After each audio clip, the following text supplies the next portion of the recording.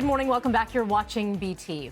The National Rifle Association begins its annual convention in Houston today, days after a shooting massacre at an elementary school in the state. We go live now to CNN's Mike Valerio, joining us live from Uvalde, Texas, with the latest developments. Let's begin here, Mike. The fact that this conference is happening, the fact of who we know who is attending, what sort of tone is that putting in the space that you are in?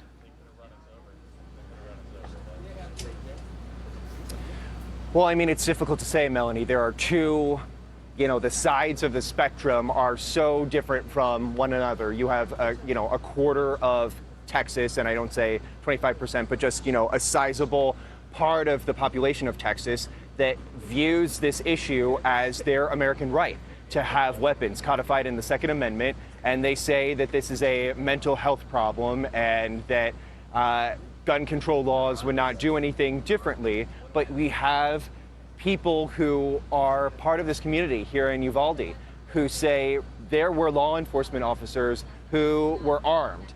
We're reporting that there were practices in place as to what to do for a shooter in the school buildings here in Uvalde. So many things have been hardened here in the United States, and yet these tragedies are able to happen. So to answer your question about what is it doing to this community, the fact that about 300 miles away from here, there is this meeting that's going forward with President Trump and some other conservative lawmakers. We know that the governor of Texas, Greg Abbott, is deciding to stay here in Uvalde and address family members and reporters after a huge deal of confusion about what exactly law enforcement did and didn't do. I would say that it's just such a mixed bowl of emotions to have an event like this so close to this crime scene. And after Columbine in 1999, this first massacre that set the tone for the next 2 decades here in America, the NRA canceled their meeting. So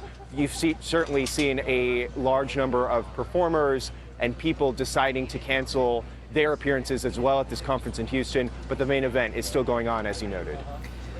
Mike, you mentioned law enforcement, so let's go through the information that we learned yesterday and this timeline that we have to keep revisiting. Again, more information coming through, but upward of an hour before police were now, when we spoke yesterday, it was 30 minutes. It's now an hour that we're learning before they were able to get into that school. You saw frantic parents out front trying to force their way in, saying, I want to do anything I can to help.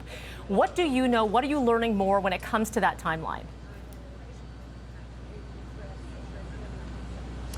So the first thing that we want to point out is that there's still questions about what happened in the first 12 minutes of when the suspect arrived here, just a couple meters away from where we're standing. He shoots his grandmother and then takes her pickup truck, crashes very close to our position right now. And there are 12 minutes between when that happens and when he enters the school building. So it's still unclear what exactly was going on, where law enforcement were in relation to the suspect, because in those 12 minutes, we know that he shoots across the street within close range to 2 people who see him and also call the authorities. So there's that 12-minute gap that we still have questions about, as well as a new development that we learned about yesterday, being that he was not challenged by any law enforcement officer when he went into the building. The first iteration of the chain of events that we got, Melanie, was that he was engaged by a police officer before he went into the building. And we said, well, what exactly does that mean?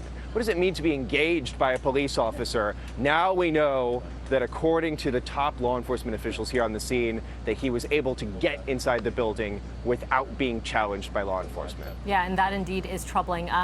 Mike, as always, appreciate the time. Mike Valerio joining us live in Uvalde, Texas with the very latest. Appreciate that. And of course, we will continue to follow stories and bring you more about the victims in this mass shooting, including one of the teachers whose husband passed away 2 days after.